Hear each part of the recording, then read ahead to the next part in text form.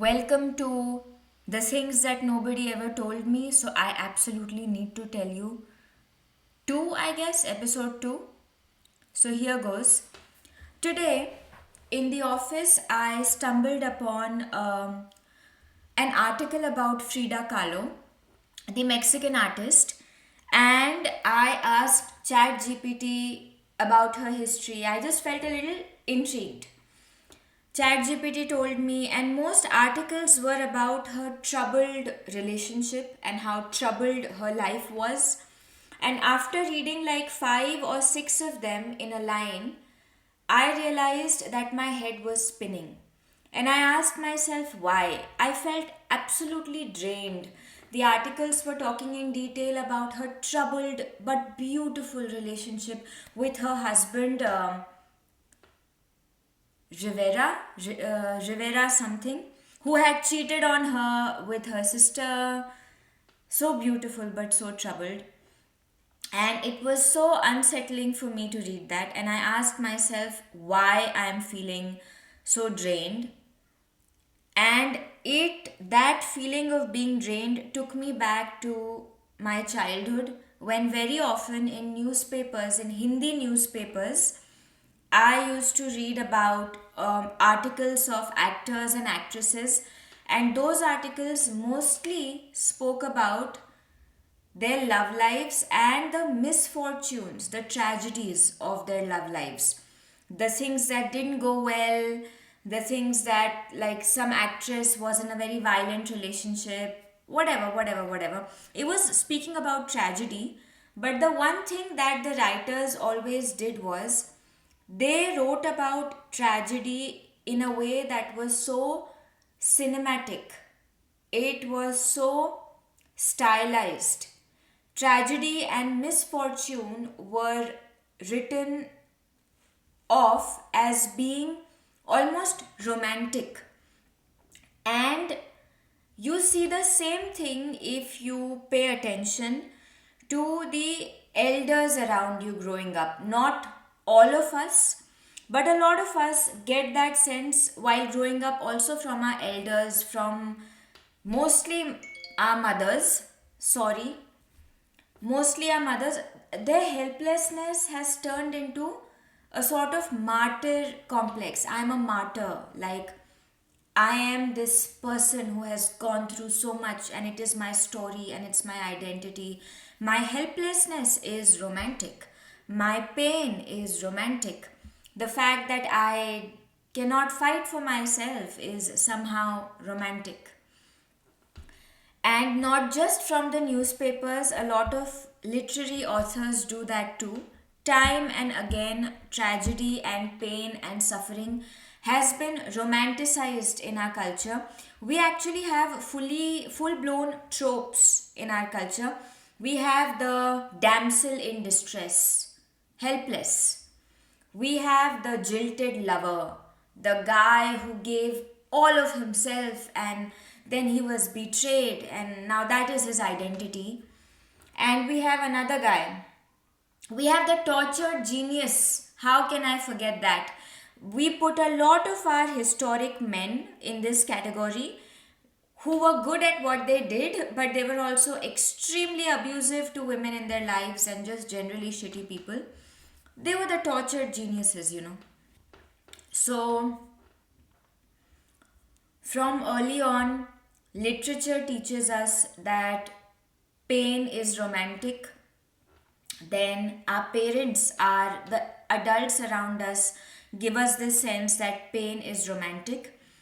Stories that we grow up on give us this sense that pain and helplessness are romantic. And the newspaper articles, the discussions that we hear about when two people are talking about a third person. Oh, did you hear what happened with her? Oh my god, poor thing. Like, there is something cinematic about pain, and there is nobody to come in between and tell us. The only people who talk about pain as if it's something cinematic are people who don't feel it that much. They have pushed it way, way deep down into their brains. The only person who's going to talk about something disempowering in a way that is romantic is a person who hasn't been disempowered by that very thing. And it's not always people, literature, media, it's not always that. It's sometimes people who think that they mean well. I have stopped following a lot of pages from United Nations on social media for the very same reason, because there at some point were these long ass videos. They are panning the camera on a woman's face and asking her to describe in graphic detail the worst forms of abuse that she has been subject to. The camera is panned to her face and she is narrating every single word by word in very, very graphic detail things that she has seen. I understand that you want people to be aware of how serious a situation is. But at some point, it becomes tragedy porn. It only becomes that. Because a lot of people sitting somewhere else cannot directly impact what is going on, and that doesn't mean that they should not be aware. They should be aware. The world should be aware. But if you are going to just end the video at that, number one is you are making that person relive the trauma that she may not want to relive. Number two is you are constructing that video and then simply ending her where she stops talking. You are not telling me what I can do. You are not telling me, okay, do this and you are going to help this, or don't do this because by doing this you are indirectly helping an industry that is indirectly funding the war. You are not doing any of that. You are just panning a camera on a woman's face and you are making her recount the most horrific things that she has seen, word by word by word. It became hideous to me, and I know that they believe that they mean well, and they do mean well, but it's not making me aware. It's just traumatizing me. It's feeding on helplessness. You are feeding on that person's helplessness, and you are making me look at that person with the level of helplessness that that person probably doesn't even feel. So, as I said, a lot of us learn very quickly and very young that there is something romantic about pain. Not in solving it, not in understanding from it and moving ahead, staying in it. And some of us who are of a different mind, we internalize it too much. I remember not only have I dramatized pain in my own life, I have also done it to people around me. A friend of mine was wronged by another common friend of mine who she was dating, and she was dumped. And I remember being with her in that pain, except I was feeling that pain with 100 times the intensity that she was feeling it at. So at that point, you are not helping to solve a problem. You have become a problem yourself. And number two is what you think is empathy. What you think in your head is noble. Somebody is suffering and you don't want them to suffer alone. That idea is great. But in doing so, sometimes you make that person a victim in your own head. A victim that they haven't made of themselves in their lives. In their lives, they are not victims, but in your head, you have made them these tragic, poor souls who they are in so much pain. In a few months, she had recovered and she was okay. And I was traumatized by this for life. And she should be okay, and so should I. Because it's not romantic to stay in pain, it's stagnation. It's stagnation. I, in my head, imagined how she must be hurting. And a lot of the times, people are not hurting the way you imagine in your head they must be hurting. They don't. Just like somebody else, People are not living their lives from a third person perspective. They are living their lives in first person. You are looking at their lives from a third person perspective. So, whatever imagination you project on their lives is not their reality. And I projected the pain that I was feeling, imagining her pain onto her, and that was not her reality. And I thought I was being empathetic, and at that moment, I couldn't even have stopped because her pain reminded me of some of the issues of myself, and it just became a full blown thing. And I didn't understand that it's not empathy, it's not noble to look at somebody as a victim when they themselves are refusing to look at themselves as a victim. Sometimes you plant that idea in their head that they are so helpless. Another time, when you have learned to look at somebody else as a victim, you have also taught yourself to look at your own self as a victim. The way you think that victimhood is acceptable in someone else, you also teach yourself that that is acceptable in you, or you develop a savior complex. For example, I have been on these volunteering trips a couple of times in my life, and inevitably, in every instance, I meet people, sorry to say, volunteering in what is known as third world countries, and I meet these people who are coming from what we call the first world countries, and they come with so much savior complex, so much god complex, because you are not looking at another person as just a human being. Fine, right now I have something to help you, so I will, but that doesn't mean you're a victim. You're just having a hard time like anyone else can. You are looking at, you have projected this idea of this romantic helpless victim on this person, and either you are victimizing yourself more with that idea, or you have become their savior. Another thing that I want to say, as much as it looks at as empathy, as much as you're participating in somebody else's pain to you seems like empathy, if someone is drowning, you begin to drown with them and you drown even deeper than them. That is not empathy. It's not empathy if you contract COVID just because your friend contracted COVID because you didn't want your friend to suffer alone.